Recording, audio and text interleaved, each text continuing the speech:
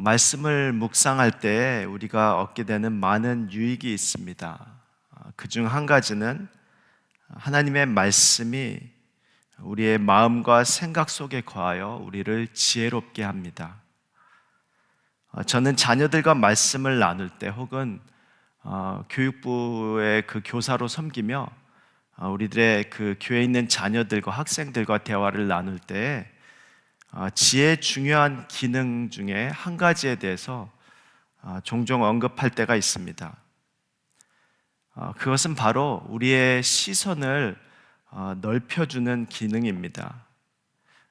대부분의 사람들은 그들의 시선이 지금 현재 직면한 상황 또는 환경에 고정되어 있고 그것을 통해 드러내는 언행이 우리의 고정된 시선, 우리의 오늘을 바라보는 그 고정된 시선에 반영되어서 그것이 우리의 행동과 그리고 우리의 언행으로 나타납니다. 아주 매일매일 나타나는 그 삶에 대한 반응으로만 나타나는 것이죠. 제가 한번 예를 들어보겠습니다. 주식을 투자할 때 저같이 주식에 대해서 안목이 부족한 사람은 매일 오르고 또 내리는 그 주식의 가격에 굉장히 초조해하고 성급해합니다. 반면에 투자에 대한 지혜가 있는 사람들은 사회의 여러 가지 현상들을 종합하고 그 정보들을 취합해서 적절한 시간이 지났을 때 투자의 대상의 가치가 어떻게 오를지를 예상하고 있습니다. 그렇기에 하루하루 올랐다가 내리는 그 시세의 변동에 반응하지 않고 적절한 시점에 구입하고 또 적절한 시점에 매각을 합니다. 흔히 남들이 팔 때 사고 그리고 남들이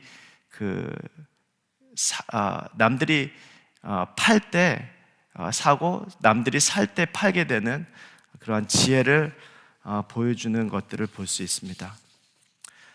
또 다른 예를 들어보겠습니다. 지혜로운 학생들은 매일매일의 삶 속에서 휴식을 취하고 그리고 하루를 헛되이 보내지 않고 열심히 공부하는 모습을 보여줍니다. 그 좋은 성적을 받아서 좋은 대학을 가기 위해서이죠.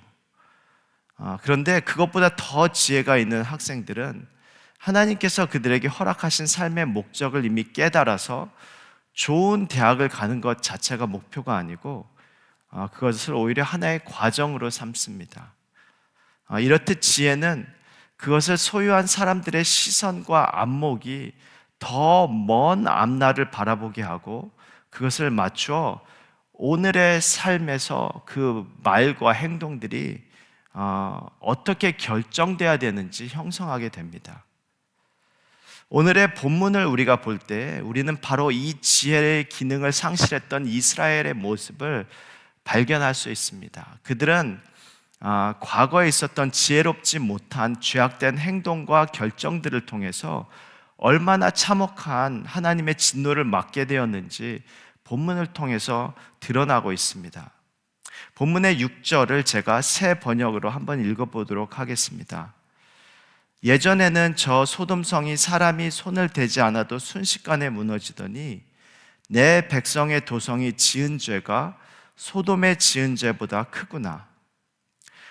예전에 소돔이 지은 죄보다 이스라엘의 죄가 더 크기에 하나님의 심판이 임하였음을 말씀하고 있습니다.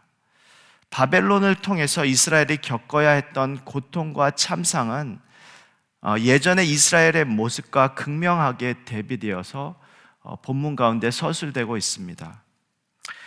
1절을 보면 금이 빛을 잃고 변질되었고 또한 영광스러운 하나님의 성전이 훼손되어 그 돌들이 거리 머리에 쏟아졌음을 말씀하고 있습니다.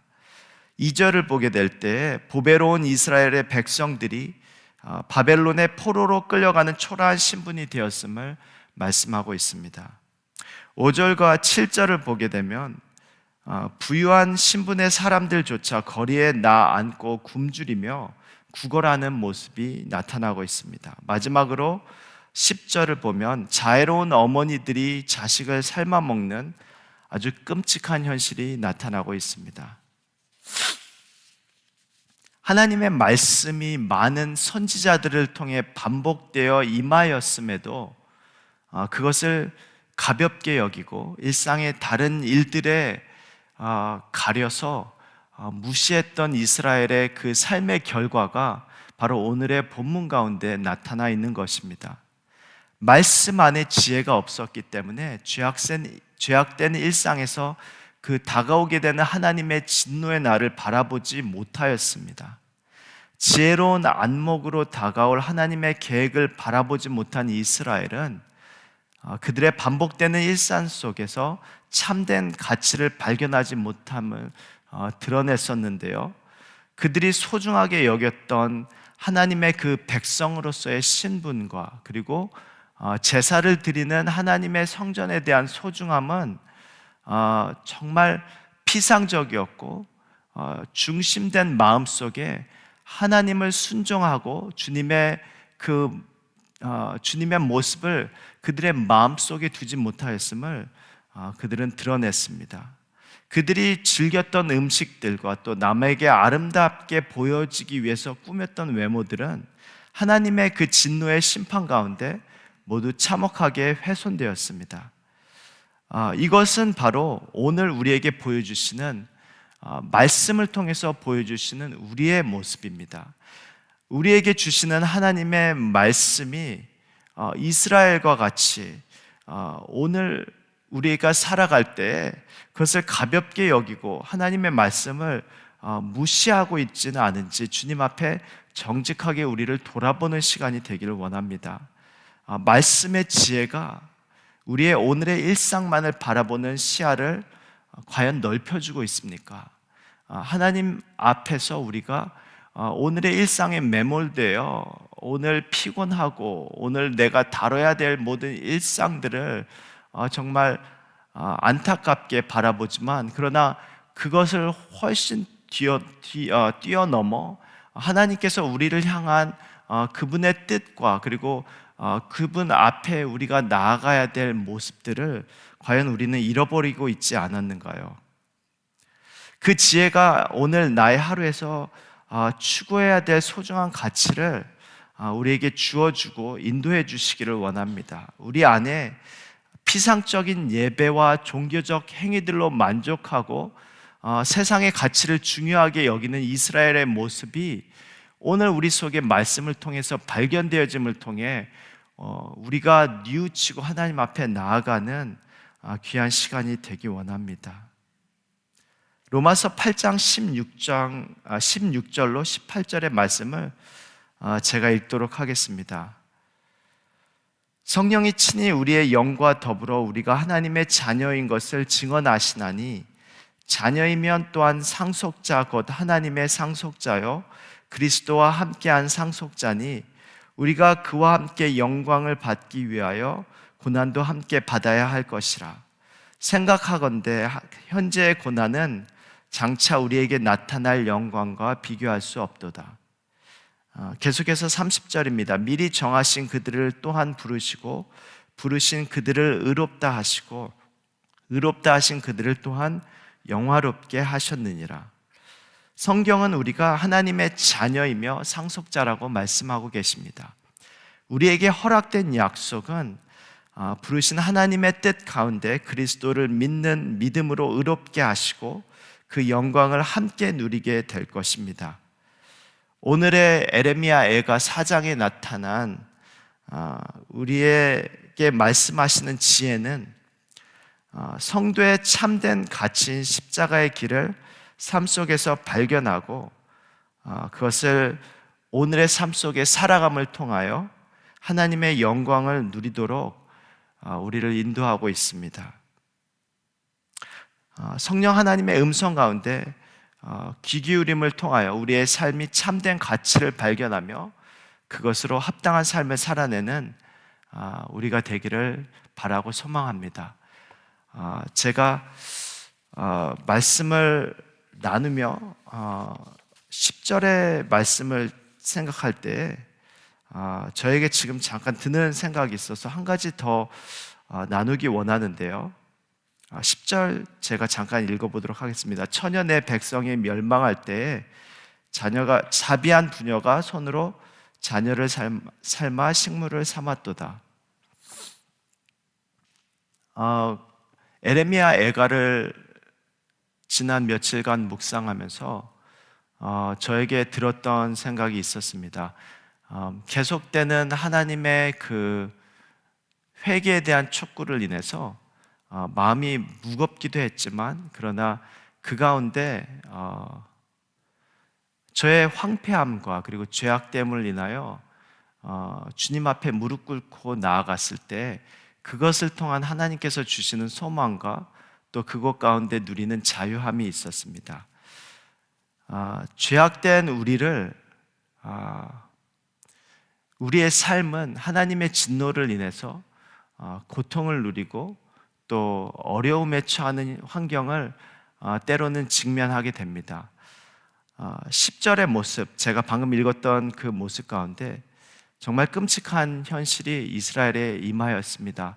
자기의 그 사랑하는 자녀를 삶아서 음식으로 삼아야 되는 그 굶주림, 정말 고통스러운 현실 가운데 그 매몰되는 모습을 우리는 발견할 수 있습니다.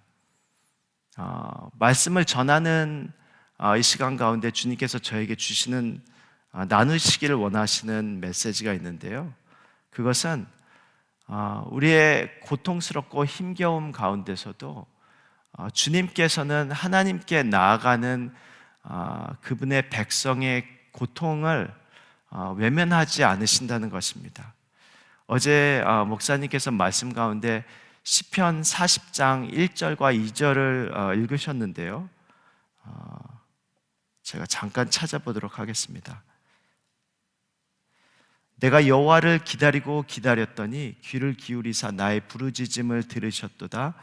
나를 기가 막힐 웅덩이와 수렁에서 끌어올리시고 내 발을 반석 위에 두사 내 걸음을 견고하게 하셨도다. 고통 가운데 있는 성도들, 또 우리가 직면하는 어려운 상황은 우리를 기가 막힐 웅덩이와 수렁으로 끌어들이고 있습니다. 그러나 주님께서 원하시는 것은 우리가 그 고난과 그리고 고통된 현실 속에 매몰되는 것을 원하시지 않습니다. 여기 보는 이 모습과 같이 자녀들을 그 고통에 참혹된 현실 속에, 굶주림 속에 그것에 매몰되어서 자신의 방법으로 자녀를 삶아 먹는 그러한 모습을 주님께서는 원하시지 않습니다. 고통이 오래 지속되고 반복될 때 또한 그것이 끝날 기미가 도무지 보이지 않는 우리들의 현실 속에서 주님께서는 주님 앞에 나아올 것을 말씀하십니다. 제가 예전에 고등학교 때 저희 아버지가 약 1년 정도 그 척추가 아프셔서 굉장히 어렵고 힘든 1년 정도 시간을 보낸 적이 있었습니다. 아버지가 1년 동안 일을 하시지 못하셔서 가정이 많이 힘들었고요. 그리고 매일매일 저희 가족이 주님 앞에 나와 울며 예배하고 기도하였던 시간이 있었습니다. 그때 저희가 매일 묵상했었던 말씀이 바로 시편 40장 1절과 2절의 말씀이었습니다. 아버지께서 시편 40편 2절의 말씀을 매일 읽으시면서 어렵고 힘드셨던 상황 속에서 믿음의 고백을 매일 주님 앞에 드렸던 것을 기억합니다. 어렵고 힘든 그 기가 막힐 웅덩이와 수렁에서 내 발을 반석 위에 두사 걸음을 견고하게 하셨도다. 주님 앞에 나아갈 때 우리의 어려움과 그리고 우리의 힘겨움은 오히려 그것이 소망으로 변화될 줄로 믿습니다. 주일날 본문 제가 잠깐 읽기를 원하는데요. 에레미야 애가 3장 22절로부터 시작되는 말씀입니다. 여호와의 인자와 긍휼이 무궁하심으로 우리가 진멸되지 아니함이니이다. 이것이 아침마다 새로우니 주의 성실하심이 크도소이다. 내 심령에 이르기를 여호와는 나의 기업이니 그러므로 내가 그를 바라리라 하도다. 기다리는 자들에게나 구하는 영혼들에게 여호와는 선하시도다. 사람이 여호와의 구원을 바라고 잠잠히 기다림이 좋도다. 오늘 저희가 말씀을 마무리하며 지혜가 주는 우리의 유익에 대해서 다시 한번 생각해 보기 원합니다. 하나님의 말씀이 주시는 지혜는 우리를 지금 직면하고 있는 상황 속에 고정되어 있는 그 시선으로부터 벗어나게 하시고 장차 우리에게 허락하신 하나님의 아름다운 영광과 소망을 주목하게 하십니다. 주님께서 그 허락하신 말씀의 지혜가 오늘 우리들의 마음 가운데 가득하길 원하고요. 또 그것이 오늘 혹시 말씀을 듣는 성도들 가운데 고통스러운 환경 가운데 있다면 그것을 가지고 주님 앞에 나아감을 통해 주님께서 주시는 위로와 또 우리에게 허락하신 약속의 말씀 안의 소망이 우리를 정말 주님을 바라봄으로써 새롭게 되고 또 비록 그 어려움이 언제 끝날지 모르지만 그 주님 안에서 오늘의 삶이 정말 하나님을 인한 기쁨을 누리고 평안을 누리는 귀한 오늘 하루가 되기를 소망하며 간구합니다. 다 함께 기도하도록 하겠습니다. 오늘 먼저 기도할 때 우리가 하나님의 말씀을 경홀하게 여기지 않았는지 돌이켜보기를 원합니다. 이스라엘의 그 참혹한 현실은 그들의 일상 가운데 임하였던 많은 선지자들을 통해서 임하였던 하나님의 말씀이 경홀히 여겨졌고 무시되어졌기 때문이었습니다. 오늘도 우리에게 주어진 그 하나님의 말씀을 우리가 경홀히 여기지 않는지 한번 살펴보기 원합니다. 오늘 주어진 말씀을 통해 우리의 시선이 우리의 일상에만 머물러 참된 가치를 발견하지 못하고 오히려 세상의 헛된 것들을 바라보며 살아가는 우리의 모습을 회개하며 성령 하나님께서 우리의 시선을 정말 참된 가치를 바라보는 지혜로운 성도들로 변화시켜 주십시오. 다 함께 주님 앞에 간구하며 기도하며 나아가도록 하겠습니다.